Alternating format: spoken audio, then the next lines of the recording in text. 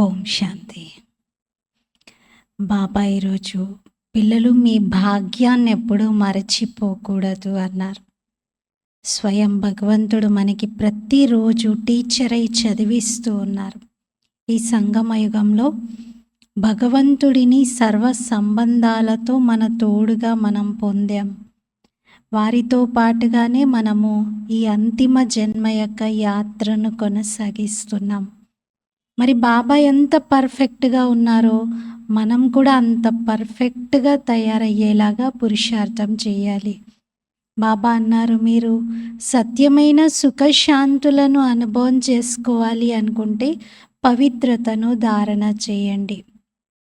ఇది 16th October Murali. మధురమైన పిల్లలు, మీరు అపారమైన సుఖాన్ని పొందటానికి మాతాపిత సన్ముఖంగా వచ్చారు. ఈ బాబా మిమ్మల్ని అపారమైన దుఃఖాల నుండి బయటకు తీసి అపారమైన సుఖాలలోకి తీసుకెళ్తున్నారు. అన్నిటికీ బాబా ఉపాయం ఒకటి చెప్తున్నారు. మీరు అపారమైన సుఖశాంతులను పొందాలి అంటే పవిత్రంగా కండి అంటారు. ప్రశ్న: ఒక్క తండ్రి రిజర్వ్లో ఉంటారు, పునర్జన్మలు తీసుకోరు. ఎందుకు? బాబా మాత్రమే జనన మరణ చక్రంలోకి రారు. మిగతా సర్వ ఆత్మలు మోక్షం లేకుండా ప్రతి ఒక్కరూ పాత్ర వహించాల్సిందే, జన్మ తీసుకోవాల్సిందే. బాబా లాంటి పాత్ర కూడా ఇంకొకరికి ఎవరికి లేదు. ఎందుకు? జవాబు: ఎందుకంటే మిమ్మల్ని తమో ప్రధానుల నుండి సతో ప్రధానులుగా తయారు చేసేవారు ఎవరో ఒకరు కావాలి. ఒకవేళ తండ్రి కూడా పునర్జన్మల్లోకి వస్తే మరి నల్లగా ఉన్న మిమ్మల్ని తెల్లగా ఎవరు తయారు చేస్తారు? అందుకే తండ్రి రిజర్వ్లో ఉంటారు. బాబా ఒక్కరే పక్కన రిజర్వ్లో ఉంటారు, అవసరానికి మనల్ని తమో ప్రధానం నుండి సతో ప్రధానంగా చేయటానికి. మరొక ప్రశ్న: దేవతలు సదా సుఖంగా ఎందుకుంటారు? జవాబు: ఎందుకంటే వారు పవిత్రంగా ఉంటారు. పవిత్రత కారణంగా వారి నడవడిక తీర్చిదిద్దబడి ఉంది. ఎక్కడైతే పవిత్రత ఉంటుందో అక్కడ సుఖ శాంతులు ఉంటాయి. ముఖ్యమైనది పవిత్రత. ఓం శాంతి. మధురాతి మధురమైన చాలా కాలం తర్వాత కలిసిన పిల్లలకు ఆత్మిక తండ్రి అర్థం చేయిస్తారు. వారు తండ్రి కూడా మాతా పిత కూడా. నీవే తల్లివి, నీవే తండ్రివి, మేము నీ పిల్లలము అని మీరు ఇలా భక్తిలో గాయనం చేసేవారు కదా. ఇలా అందరూ పిలుస్తూ ఉంటారు. మరి ఎవరిని పిలుస్తున్నట్లు? పరంపిత పరమాత్ముణ్ణి. అలా పిలుస్తూ ఉంటారు, కానీ వారి కృపతో ఎటువంటి సుఖం లభిస్తుంది మరియు అది ఎప్పుడు లభిస్తుంది అనేది మాత్రం వారికి తెలియదు. వారికి అది అర్థమే కాదు. అపారమైన సుఖమని దేనిని అంటారో కూడా వారికి అర్థం కాదు. ఇప్పుడు మీరు ఇక్కడ ఎదురుగా కూర్చున్నారు. ఇక్కడ ఎంతటి అపారమైన దుఃఖము ఉందో మీకు తెలుసు. అంటే ఈ కలియుగ ప్రపంచంలో, ఈ కలియుగ సంసారంలో అపారమైన దుఃఖాలు ఉన్నాయి అనే విషయం మీకు తెలుసు. ఇది దుఃఖధామం, అదేమో సుఖధామం. మనం 21 జన్మలు స్వర్గంలో చాలా సుఖంగా ఉంటామనేది ఇంకెవరి బుద్ధిలోనూ రాదు. మీకు కూడా ఇంతకుముందు ఈ అనుభవమే లేదు. మేము ఆ పరంపిత పరమాత్మ, ఆ మాతాపిత ఎదురుగా కూర్చున్నామని ఇప్పుడు మీకు అర్థమవుతుంది. గతంలో అయితే భక్తిలో దేవీ దేవతలు ఎవ్వరి ముందు వెళ్తే వాళ్ళని మాతాపిత అని అన్నాం, కానీ అర్థమయ్యేది కాదు. మనం 21 జన్మల కొరకు స్వర్గ రాజ్యాధికారాన్ని ప్రాప్తించుకునేందుకే ఇక్కడికి వస్తాము అని మీకు తెలుసు. తండ్రిని కూడా మీరు తెలుసుకున్నారు మరియు తండ్రి ద్వారా మొత్తం సృష్టి చక్రమును అంతటిని కూడా అర్థం చేసుకున్నారు. మనం మొదట అపారమైన సుఖంలో ఉండేవారిమి, ఆ తర్వాత దుఃఖంలోకి వచ్చాం. ఇది కూడా నంబర్ వారీగా ప్రతి ఒక్కరి బుద్ధిలో ఉంది. విద్యార్థులకైతే సదా గుర్తుండాలి, కానీ గడియ గడియ మర్చిపోతూ ఉన్నారు. బాబా పిల్లల్లో చాలా ఆశ్చర్యం కలిగించే విషయం నాది ఇదే అని అంటారు. ఏంటంటే ఇంత గొప్ప తండ్రిని అర్థకల్పంగా పిలుస్తూ వచ్చారు, ఎన్ని ప్రమాణాలు చేశారు, ఎన్ని మాట ఇచ్చారు, చివరికి తండ్రి వచ్చిన తర్వాత మర్చిపోతున్నారు. గడియ గడియ మర్చిపోతూ ఉంటారు. మర్చిపోతున్నారు కాబట్టే వాడిపోయినట్లుగా ఉంటారు. ముట్టుకుంటే ముడుచుకుపోయేటువంటి అవస్థ తయారవుతుంది. మాయ దాడి చేస్తుంది. టచ్ మీ నాట్ లాగా అయిపోతారు. సంతోషం ఏదైతే ఉండాలో అది ఉండనే ఉండదు. పదవులు కూడా నంబర్ వారీగానే ఉంటాయి కదా. స్వర్గంలో అయితే వెళ్తారు, కానీ అక్కడ కూడా రాజు నుండి మొదలుకుంటే సామాన్యుల వరకు ప్రతి ఒక్కరూ ఉంటారు. కొందరు పేద ప్రజలు ఉంటారు, కొందరు షావుకారులు ఉంటారు. స్వర్గంలో కూడా అలా ఉంటారు. అలాగే నరకంలో కూడా ఉంటారు.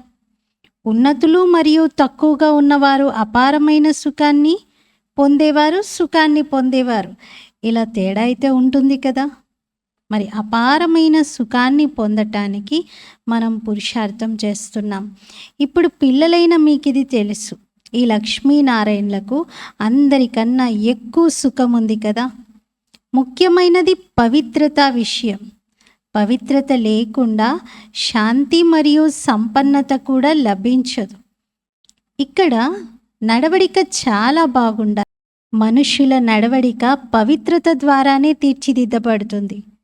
పవిత్రంగా ఉంటే వారిని దేవతలు అని అంటారు.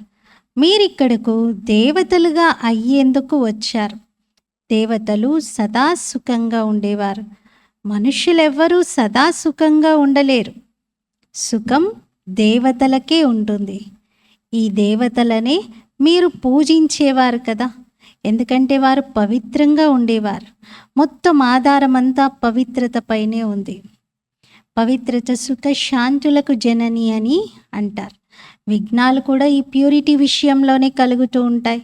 ప్రపంచంలో శాంతి ఏర్పడాలి అని అందరూ కోరుకుంటున్నారు. బాబా అంటారు, దీనికి ఒకటే ఒక మార్గం, ప్యూరిటీ. పవిత్రతను పాటిస్తే సుఖము శాంతి సదాకాలం కోసం ఉంటాయి. కానీ పవిత్రత లేకుండా శాంతి ఎప్పుడూ ఏర్పడదు. మొట్టమొదట ముఖ్యమైనది పవిత్రత విషయం. పవిత్రత ద్వారానే తీర్చిదిద్దబడి నడవడిక శ్రేష్టంగా మారుతుంది. అంటే పవిత్రత ద్వారా తీర్చిదిద్దబడినటువంటి నడవడిక సత్యయుగంలో దేవతలది ఉంటుంది. పతితులుగా అయినట్లయితే మళ్ళీ నడవడిక పాడైపోతూ ఉంటుంది. ఇప్పుడు మనం మళ్ళీ దేవతలుగా అవ్వాలంటే పవిత్రంగా తప్పకుండా కావాలి. ఇది బాగా అర్థం చేసుకోవాలి. దేవతలు పవిత్రంగా ఉంటారు. అందుకే అపవిత్రులైన మనుషులు వారి ముందు తల వంచి నమస్కరిస్తారు. ముఖ్యమైన విషయం పవిత్రతదే. పిలవటం కూడా, ఓ పతిత పావన, మీరు వచ్చి మమ్మల్ని పావనంగా చేయండి అని పిలుస్తారు. బాబా అంటారు, కామం మహాశత్రువు, దీనిపై విజయాన్ని పొందండి. దీనిపై విజయాన్ని పొందడం ద్వారా మీరు పవిత్రంగా అవుతారు. మీరు పవిత్రంగా సతోప్రధానంగా ఉన్నప్పుడు సుఖశాంతులు ఉండేవి. పిల్లలైన మీకిప్పుడు అది గుర్తొస్తుంది కదా. ఒకప్పుడు మేము ప్యూర్గా ఉన్నప్పుడు ఎంత సుఖంగా శాంతిగా ఉన్నాము అనేది గుర్తొస్తుంది కదా. ఇది నిన్నటి విషయమే. మీరు పవిత్రంగా ఉన్నప్పుడు అపారమైన సుఖశాంతులు మొదలైనవి ఉండేవి. ఇప్పుడు మళ్ళీ మీరు ఈ లక్ష్మీనారాయణల వలె అవ్వాలి. ఇందులో మొదటి ముఖ్యమైన విషయము సంపూర్ణ నిర్వికారులుగా అవ్వటం.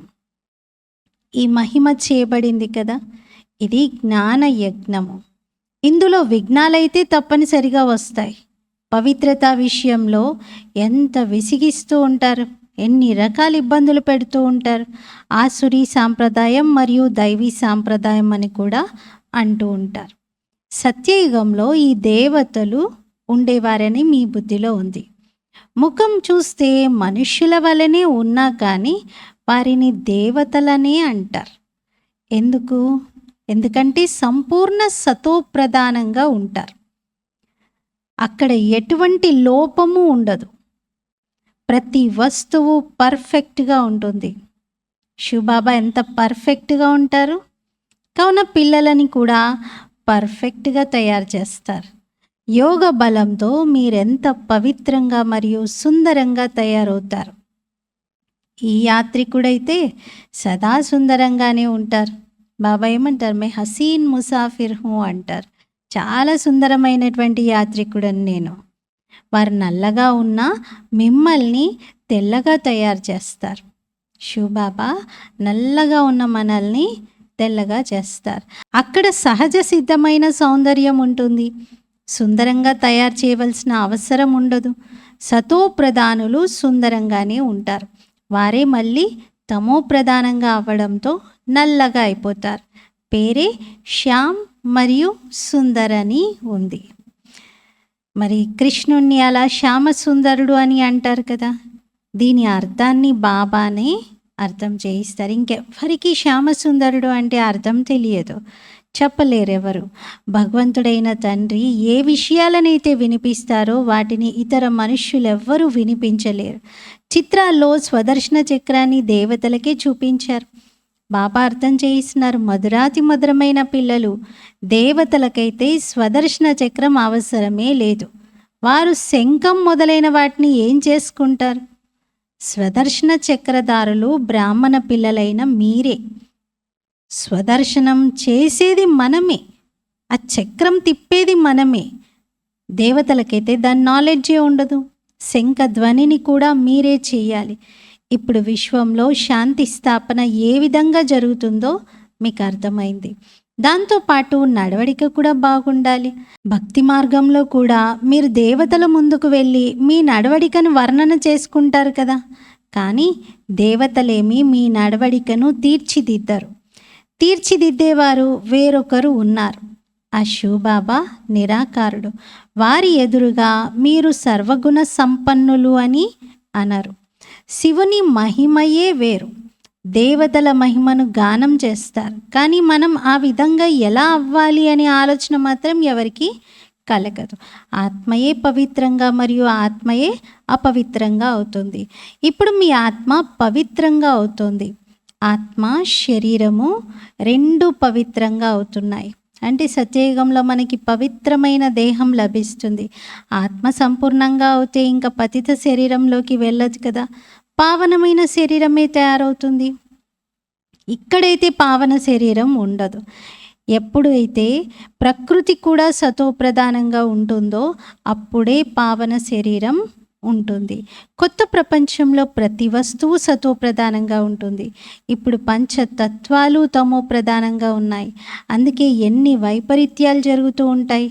మనుష్యులు ఎంతమంది మరణిస్తూ ఉంటారు.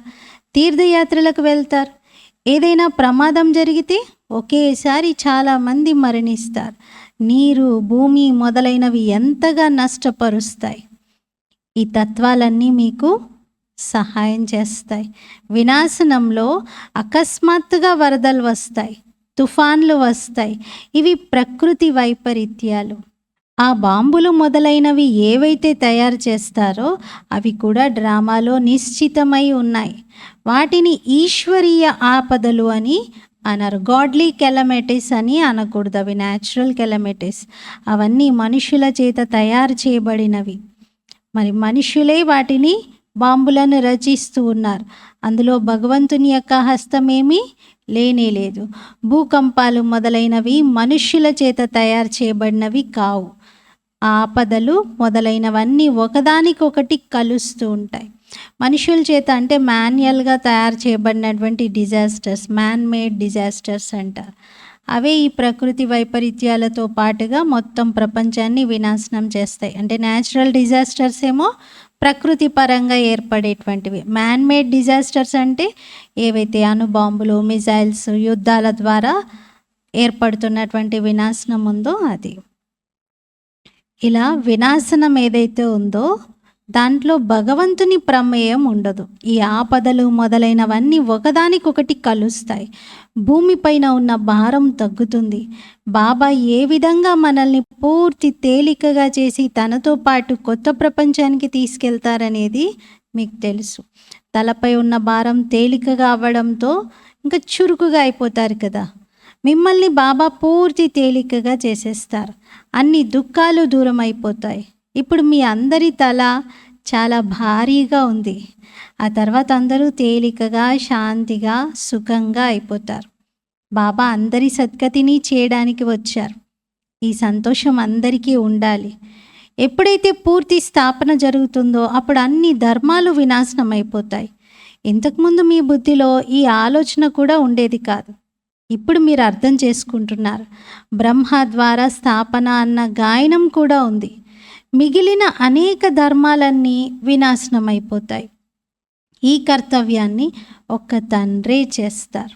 శివబాబా తప్ప ఇంకెవ్వరూ చేయలేరు. ఇటువంటి అలౌకికమైన జన్మ మరియు అలౌకికమైన కర్తవ్యము ఇంకెవ్వరికీ ఉండదు. తండ్రి ఉన్నతోన్నతమైన వారు కావున వారి కర్తవ్యం కూడా చాలా ఉన్నతమైనది అని చెప్పాలి. వారు చేసేవారు మరియు చేయించేవారు. బాబా దగ్గర ముగ్గురున్నారు. ముగ్గురి ద్వారా చేయిస్తారు కూడా. మరి త్రిమూర్తులతో చేయిస్తారు, చేస్తారు కూడా. ఈ సృష్టి నుండి పాపాత్ముల భారాన్ని తొలగించేందుకు తండ్రి స్వయంగా వచ్చారు. ఇది మీరందరికీ వినిపించేటువంటి జ్ఞానం. తండ్రి ఏకధర్మ స్థాపనను మరియు అనేక ధర్మాల వినాశనాన్ని చేయడానికి వస్తారు అని గాయనం కూడా ఉంది కదా. మిమ్మల్ని ఇప్పుడు ఎంత ఉన్నతమైన మహాత్ములుగా తయారు చేస్తున్నారు. దేవతలు తప్ప ఇంకెవరూ మహాత్ములు కారు. ఇక్కడైతే అనేకులను మహాత్ములు అని అంటూ ఉంటారు, కానీ మహాత్మా అని మహాన్ ఆత్మను అంటారు. రామరాజ్యము అని స్వర్గమునే అంటారు. అక్కడ రావణ రాజ్యమే ఉండదు. కావున వికారాల ప్రసక్తి కూడా ఉత్పన్నం అవ్వదు. అందుకే వారిని సంపూర్ణ నిర్వికారులు అని అంటారు. ఎంతగా సంపూర్ణులుగా అవుతారో అంతగా స్వయం సుఖాన్ని కూడా పొందుతూ ఉంటారు. సంగమ యుగంలో కూడా మనం ఎంతెంత సంపూర్ణతకు దగ్గరవుతూ ఉంటే అంతంత సుఖం అనుభవం ఎక్కువ కలుగుతూ ఉంటుంది. అసంపూర్ణులుగా అయితే ఇంతటి సుఖాన్ని పొందలేరు. స్కూల్లో కూడా కొందరు సంపూర్ణులుగా, కొందరు అసంపూర్ణులుగా ఉంటారు. తేడా కనిపిస్తూ ఉంటుంది. డాక్టర్ అంటే డాక్టరే, కానీ కొందరి జీతం చాలా తక్కువగా ఉంటుంది, కొందరిది చాలా ఎక్కువగా ఉంటుంది. అలాగే లాయర్స్ విషయంలో కూడా బాబా చెప్తూ ఉంటారు, కొందరేమో కోట్లు సంపాదిస్తారు, కొందరికి వేసుకునే కోటు కూడా ఉండదు అని. అలాగే అందరూ దేవతలుగానే ఉంటారు, కానీ పదవుల్లో చాలా తేడా వచ్చేస్తుంది. బాబా వచ్చి మీ చేత ఉన్నతమైన చదువును చదివిస్తారు. శ్రీకృష్ణుణ్ణి శ్యామసుందరుడు అని అంటారు. నల్లని కృష్ణుణ్ణి కూడా చూపిస్తారు. మరి శ్రీకృష్ణుడు ఏమైనా నల్లగా ఉంటాడా? నామరూపాలైతే మారిపోతాయి కదా, అయినా ఆత్మ నల్లగా అయిపోతుంది. శ్రీకృష్ణుడు మొదటి జన్మలో శ్రీకృష్ణ అని పిలువబడతారు, కానీ అనేక జన్మల అంతిమంలో ఆత్మ నల్లగా అయినప్పుడు శ్రీకృష్ణ అనే పేరైతే ఉండదు. నామరూపాలన్నీ మారిపోతాయి. భిన్న నామరూప దేశకాలాలు ఉంటాయి. ఇప్పుడు మీకు అర్థం చేయించడం జరుగుతుంది. మేము మొదటి నుండి ఇప్పటి వరకు పాత్రను ఎలా అభినయిస్తూ వచ్చాము అనేది మీరు అర్థం చేసుకున్నారు. మొదట దేవతలుగా ఉండేవారు, ఆ తర్వాత దేవతల నుండి అసురులుగా అయ్యారు. తండ్రి 84 జన్మల రహస్యాన్ని కూడా అర్థం చేయించారు. దాని గురించి ఇంకెవరికీ తెలియదు. బాబా వచ్చి అన్ని రహస్యాలను మనకి తెలియజేస్తున్నారు. బాబా అంటారు, నా ప్రియమైన పిల్లలు, మీరు నాతో పాటు ఇంట్లో ఉండేవారు కదా, మీరు పరస్పరం సోదరులుగా ఉండేవారు కదా, ఆత్మలందరూ కలిసిమెలిసి ఉండేవారు, అక్కడ శరీరాలే ఉండేవి కాదు. మరి ఎంత ప్రియంగా ఉన్నారు అక్కడ ఇంట్లో. తండ్రి ఉండేవారు మరియు సోదరులైన మీరందరూ ఉండేవారు. ఇంకే సంబంధము అక్కడ పరంధామంలో లేదు. బాబా అయితే పునర్జన్మల్లోకి రారు. వారు డ్రామా అనుసారంగా రిజర్వులో ఉంటారు. వారి పాత్రయే ఆ విధంగా ఉంది. మీరు ఎంత సమయం పిలిచారు అనేది కూడా బాబానే తెలియజేశారు. ద్వాపర యుగం నుండి పిలవడం ప్రారంభించారని కాదు, అలా కాదు, చాలా సమయం తర్వాత మీరు పిలవడం మొదలుపెట్టారు. మిమ్మల్ని అయితే బాబా సుఖవంతులుగా తయారు చేస్తారు, అనగా సుఖ వారసత్వాన్ని బాబా ఇస్తున్నారు. మీరు కూడా అంటారు, బాబా మేము మీ వద్దకు కల్పకల్పము అనేక సార్లు వచ్చాం. ఈ చక్రం నడుస్తూనే ఉంటుంది. ప్రతి 5000 సంవత్సరాల తర్వాత తండ్రిని మళ్ళీ మనం కలుసుకుంటాం మరియు ఈ వారసత్వాన్ని పొందుతాం. దేహదారులు ఎవరైతే ఉన్నారో వారందరూ విద్యార్థులే, చదివించేవారు విదేహి. ఇది వారి దేహం కాదు, బ్రహ్మదేహం. లోన్గా తీసుకున్నారు శివబాబా. వారు స్వయం విదేహి. ఇక్కడకు వచ్చి దేహాన్ని ధారణ చేస్తారు. దేహం లేకుండా పిల్లలను ఎలా చదివించాలి? వాళ్ళందరికీ అంటే ఆత్మలందరికీ తండ్రి. భక్తి మార్గంలో కూడా వారిని మీరు పిలుస్తూ వచ్చారు. తప్పకుండా రుద్రమాలను స్మరిస్తారు. పైన పుష్పం ఉంటుంది మరియు ఆ తర్వాత జంట పూసలు ఉంటాయి. ఆ 2 పూసలు ఒకేలా ఉంటాయి. ఆ మాలలో పుష్పానికి ఎందుకు స్మరిస్తారు అని, ఎవరి మాలను తిప్పుతారు అనేది కూడా మీకే తెలిసింది. దేవతల మాలను స్మరిస్తారా లేక మీ మాలను స్మరిస్తారా?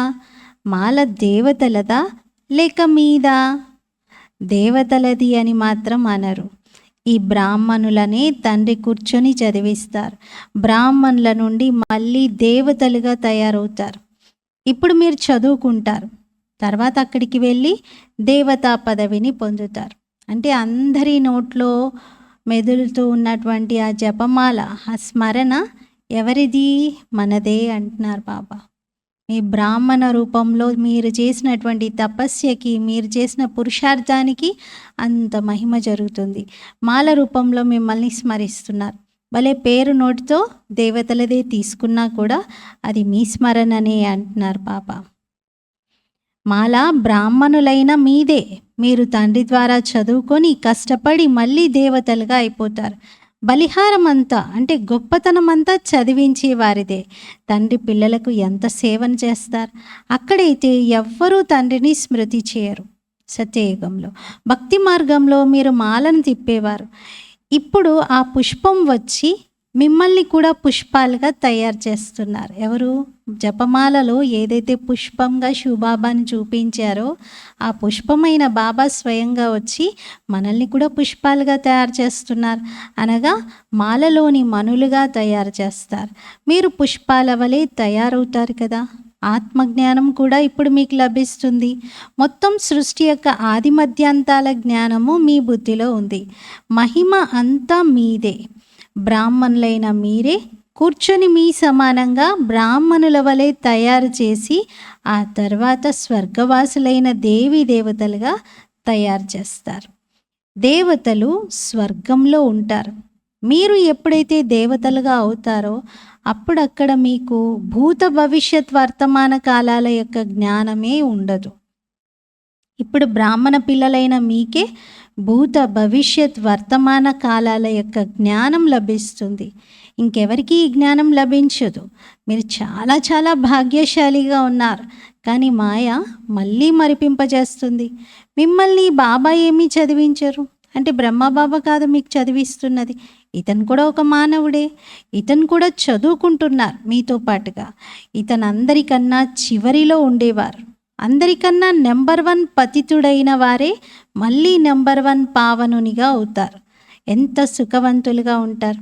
లక్ష్యం మరియు ఉద్దేశము మీ ఎదురుగా నిలబడి ఉంది. లక్ష్మీనారాయణల చిత్రాన్ని చూపిస్తూ బాబా చెప్తున్నారు, మీ లక్ష్యం ఉద్దేశం ఎదురుగా ఉంది. తండ్రి మిమ్మల్ని ఎంత ఉన్నతోన్నతులుగా తయారు చేస్తారు. ఆయుష్మాన్ భవ, పుత్రవాన్ భవ. ఇది కూడా డ్రామాలో నిశ్చితమై ఉంది. బాబా అంటారు, నేను వచ్చి ఆశీర్వదించినట్లయితే మరి అది అందరికీ ఇస్తూ ఉండాలి కదా. ఒక్కరిద్దరికే ఆయుష్వాన్ భవ, పుత్రవాన్ భవ అని చెప్పడం అలా ఉండదు కదా. నేనైతే పిల్లలైన మిమ్మల్ని అందరినీ చదివించేందుకు వస్తాను. చదువు ద్వారానే మీకు అన్ని ఆశీర్వాదాలు లభిస్తాయి. అచ్చా, मीठे मीठे सिकीलते बच्चों प्रति माता पिता बाप दादा का याद प्यार और गुड मॉर्निंग। रूहानी बाप की रूहानी बच्चों को नमस्ते। हम रूहानी बच्चों की रूहानी बाप दादा को याद प्यार गुड मॉर्निंग और नमस्ते। मेरा बाबा मीठा बाबा प्यारा बाबा शुक्रिया बाबा। ధారణ కొరకు ముఖ్య సారము. మొదటి పాయింట్, ఏ విధంగా బాబా పర్ఫెక్ట్గా ఉన్నారు అలాగే స్వయం పర్ఫెక్ట్గా తయారవ్వాలి. పవిత్రతను ధారణ చేసి నడవడికను మార్చుకోవాలి. సత్యమైన సుఖము శాంతి యొక్క అనుభవం చేయాలి.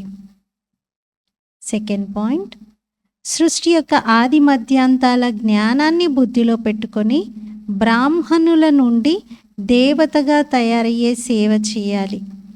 తన ఉన్నతమైన భాగ్యాన్ని ఎప్పుడూ మరవకూడదు. ఫస్ట్ పాయింట్లో బాబా పర్ఫెక్ట్గా కండి, పవిత్రత ధారణ చేసి సుఖశాంతుల అనుభవం పొందండి అంటున్నారు. సెకండ్ పాయింట్లో దేవతగా తయారు చేసి సేవ చేయాలి, ఉన్నతమైన భాగ్యాన్ని ఎప్పుడు మరచిపోవద్దు అంటున్నారు. వరదాన్ ధారణ స్వరూపం ద్వారా సేవ చేసి సంతోషం యొక్క ప్రత్యక్ష ఫలాన్ని ప్రాప్తించుకునేటువంటి సత్యమైన సేవాదారి భవ. ధారణ స్వరూపం ద్వారా సేవ చేస్తూ సంతోషం అనే ప్రత్యక్ష ఫలమును ప్రాప్తించుకునేటువంటి సత్యమైన సేవాధారి భవ. వివరణ: సేవ యొక్క ఉమంగం కలిగి ఉండడం చాలా మంచిది. కానీ ఒకవేళ పరిస్థితి అనుసారంగా సేవ యొక్క అవకాశం మీకు లభించకపోతే మీ అవస్థ పడిపోవటము లేక అలజడిలోకి రావటం అనేది జరగకూడదు. ఒకవేళ జ్ఞానాన్ని వినిపించే అవకాశం లభించకపోయినా కానీ మీరు మీ ధారణ స్వరూపం ద్వారా ఇతరులపైన ప్రభావాన్ని వేయవచ్చు. అలా వేసినా కూడా సేవ మార్కులు జమ అవుతాయి. ధారణా స్వరూపులైన పిల్లలే సత్యమైన సేవాదారులు. వారికి సర్వుల ఆశీర్వాదాలు మరియు సేవకు రిటర్న్లో ప్రత్యక్ష ఫలంగా సంతోషం కూడా అనుభూతి అవుతుంది. కేవలం వాచా సేవ యొక్క అవకాశం లభించితేనే నేను సేవ చేసినట్లు అని అనుకోకూడదు. అదైతే కొందరికే లభిస్తుంది కదా. కానీ ధారణా స్వరూపంతో మనసా సేవ చేయటము, కర్మల ద్వారా గుణాలను అనుభూతి చేయించటము, ఈ సేవ అందరూ చేయవచ్చు. దీనికి ఎవరు అవకాశం ఇవ్వాల్సిన అవసరం ఉండదు. ఇది స్వతహాగా ప్రతి ఒక్కరూ చేయవచ్చు. దీనితో మార్కులు బాగా జమ అవుతాయి అని చెప్తున్నారు బాబా. అలాంటి పిల్లల్ని సత్యమైన సేవాదారులు అని అంటారు. స్లోగన్: సత్యమైన హృదయంతో దాత, విధాత, వరదాతను రాజీ చేసినట్లయితే ఆత్మిక ఆనందంలో ఉంటారు. సత్యమైన హృదయంతో దాత, విధాత, వరదాతను రాజీ చేసినట్లయితే సత్యమైనటువంటి ఆత్మిక ఆనందంలో ఉంటారు. ఈరోజు స్వమానము: నేను ఆత్మను, సత్యమైన సేవాదారిని. నేను ఆత్మను, సత్యమైన సేవాదారిని. ఈ రోజంతలో ప్రతి కర్మ ద్వారా ఇతరులకి గుణాలను అనుభూతి చేయిస్తూ మన ధారణ స్వరూపంతో అనేక మార్కులను సంపాదించుకుందాం. ఏ కార్యక్రమము, ఏ స్టేజీ, ఏ వాచా సేవ అవసరం లేదు. దీనికి నడుస్తూ తిరుగుతూ కూడా మనం ఆ అనుభవం ఇతరులకు చేయించవచ్చు. అటువంటి మార్కులను సంపాదించుకునే విషయంలో ఈరోజు అటెన్షన్ ఇద్దాం. ఓం శాంతి.